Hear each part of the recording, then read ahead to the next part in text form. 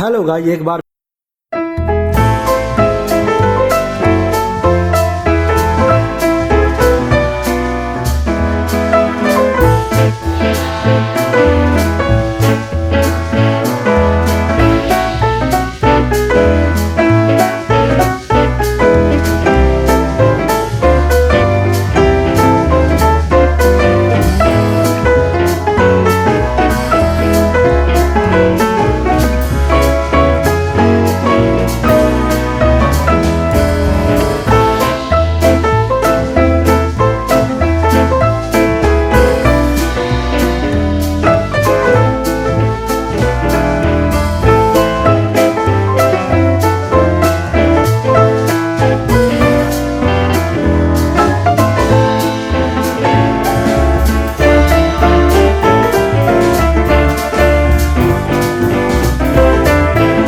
बार बार सांस लेते हैं। कभी गिना नहीं ना। और क्या ये भी कि आपकी अगली सांस के लिए जरूरी ऑक्सीजन का मिलना इस बात पर निर्भर है कि आपसे मीलों दूर किसी समुद्र में एक बड़ी सी शार्क मछली एक छोटी सी मछली को खा पाएगी या नहीं। क्यों यकीन नहीं होता ना? चलिए कोई नहीं, आइए आपको ले चलते हैं एक ऐसी दुनिया में जो आपसे हजारों मील दूर होकर भी आपके अस्तित्व का आधार है।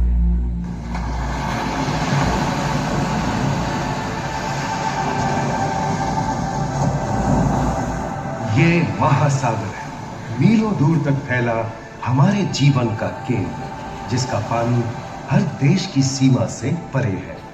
हमें सांस लेने के लिए जरूरी ऑक्सीजन का 50 से 80% इन्हीं समुद्रों के पानी से आता है। ये भी कह सकते हैं कि ये सागर एक विशाल संयुक्त परिवार की तरह है, जिसमें ये सभी जीव एक ही घर में रहते हैं, जैसे मछलियां, mollusc, dolphin, seal, walrus, crustacean, bacteria, समुद्री एनिमोनी और हाँ, ब्लू व्हेल भी, जो पृथ्वी का सबसे बड़ा जीव माना जाता है। और जंतु ही नहीं, इन समुद्रों में पौधों की भी लाखों प्रजातियां पाई जाती हैं। इन विशाल समंदरों का पानी हमारी पृथ्वी का लगभग 3/4 हिस्सा है। इस धरती पर 5 बड़े महासागर हैं: आर्कटिक, अटलांटिक, हिंद, प्रशांत और दक्षिणी महासागर। ये सागर इतने महत्वपूर्ण हैं कि इनका तापमान और लहरें दुनिया के हर हिस्से के मौसम पर असर डालते हैं, चाहे वो मौसम कितना ही खतरनाक क्यों ना हो। हमारी ही तरह पानी के नीचे पनपता हर जीवन सूरज की रोशनी पर निर्भर है। जी हाँ जनाब, सिर्फ ये जंतु, मछलियां, पेड़ पौधे ही नहीं, बल्कि बैक्टीरिया जैसे सूक्ष्म जीव भी सूरज से ऊर्जा पाकर खिलखिला उठते हैं। ये देखो मिस्टर ऊदबिलाव, कितने मजे ले रहा है। देखा इसे, अपने चेहरे की पोजीशन ऐसे बदल रहा है जैसे किसी स्पा में स्टीम ले रहा हो। और वो चली मैडम व्हेल इठलाते हुए सनबाथ लेने। और ये जोकर मछली यानी क्लाउन फिश, ये तो गाना भी गाती है भाई, बिना किसी सुरताल के। हाँ, ये राख समुद्री जानती है, और कोई खतरा महसूस होने पर ये कभी घबराती है और कभी चहकती है। क्लाउन फिश है ना।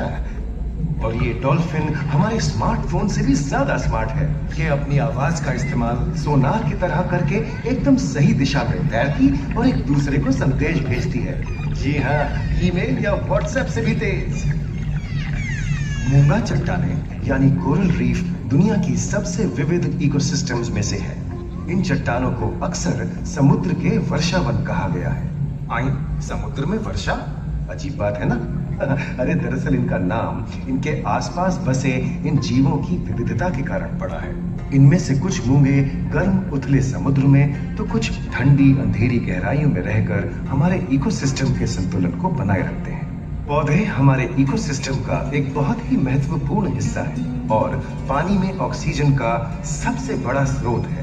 इस नीले पानी में मौजूद कई पौधों में से एक बहुत ही महत्वपूर्ण पौधा है फाइटोप्लैंक्टन, जो पूरी दुनिया की ऑक्सीजन की जरूरत का लगभग 50% बनाकर हमारा अस्तित्व बनाए रखता है। इन समुद्रों में पहुंचने वाली सूरज की रोशनी की मात्रा के हिसाब से उन्हें 3 क्षेत्रों या परतों में बांटा गया है।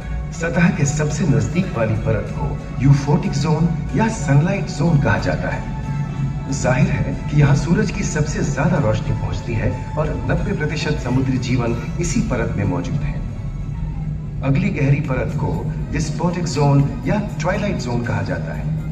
इस परत तक सूरज की सिर्फ 1% रोशनी पहुंचती है, जो पौधों के जिंदा रहने के लिए काफी नहीं है। तीसरी और सबसे गहरी परत एफोटिक जोन या मिडनाइट जोन है। यहां सूरज की रोशनी बिल्कुल नहीं पहुंचती। ये परत पूरी तरह से अंधेरी और ठंडी होती है, बिल्कुल किसी हॉरर मूवी के सीन जैसे। ये कई जगह पर इतनी गहरी होती है कि यहाँ आसानी से माउंट एवरेस्ट जैसे ऊंचे पहाड़ भी समा सकते हैं। और इसकी सबसे गहरी जगह है प्रशांत महासागर में मरियाना ट्रेंच। महाद्वीपीय तटों के साथ लगे उथले समुद्री इलाकों तक पहुंचना आसान है, लेकिन ये समुद्र का सिर्फ 10% है। समुद्र की गहराई जितनी बढ़ती जाती है, उतने ही वहां के हैरत अंगेज जीव जिन तक पहुंचना मुश्किल होता जाता है। ये समुद्री जीव पहले तो अपनी खूबसूरती से आपको छलते हैं और फिर अचानक एक खतरनाक रूप ले लेते हैं, जिनसे बचना मुश्किल ही नहीं, नामुमकिन है।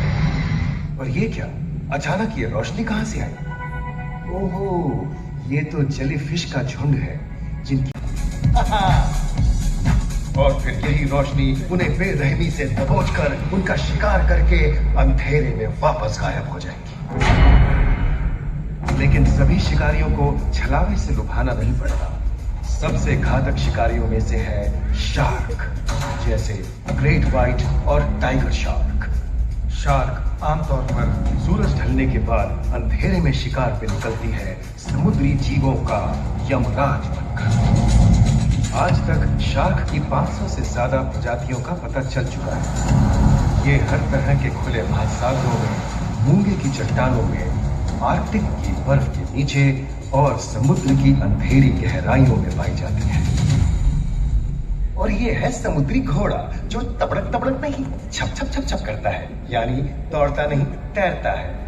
हमने इन समुद्रों के बारे में बहुत कुछ जाना है, पर अभी भी बहुत कुछ जानना बाकी है। ये सागर गहरे और विशाल, ठंडे और अंधेरे में डूबे होते हैं। इन गहराइयों में पनपने वाली 17,000 से अधिक प्रजातियां मानो किसी कल्पना से कम नहीं है। किसी खूबसूरत एंजल की तरह दिखने वाले जीवों के साथ साथ न जाने और क्या क्या देखने को मिले।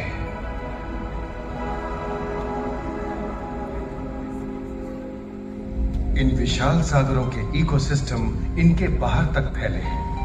खारे पानी की खाड़ियां, समुद्रों, समुद्र तटों और नमकीन दलदली इलाकों तक। मानव जाति दशकों से प्लास्टिक, जहरीले रसायन, तेल और ऐसी कई चीजों को पानी में बहाकर समुद्रों को नुकसान पहुंचा रही है।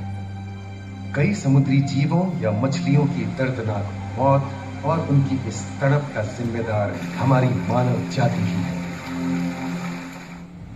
पिछले कुछ दशकों में वैज्ञानिक पैमाने पर सामने आए खतरों में से एक बड़ा जलवायु परिवर्तन है, जिससे महासागर गर्म हो रहे हैं और ग्रीन हाउस गैसों की अधिकता और ऑक्सीजन की कमी के कारण इन समुद्रों का अम्लीकरण हो रहा है। सागरों के इस तरह गर्म होने से पानी का स्तर बढ़ गया है और बर्फ की चादर पिघल रही है।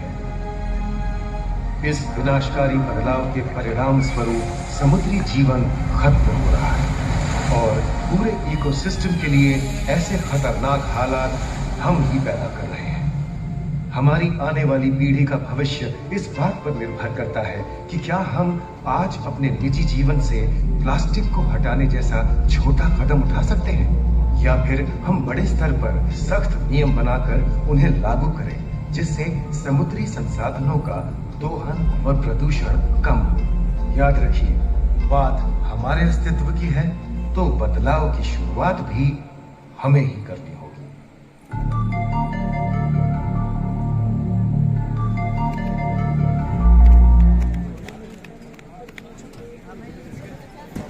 तो गाइज 3D शो भी देख लिया है, अब कुछ देखने को बाकी नहीं रहा, तो चलते हैं अब।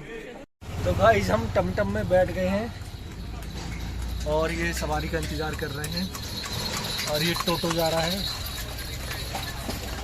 यहाँ मैक्सिमम लोग अपने साधन से आ रहे हैं ना, तो जो है जल्दी से सवारी नहीं मिल पा रही है।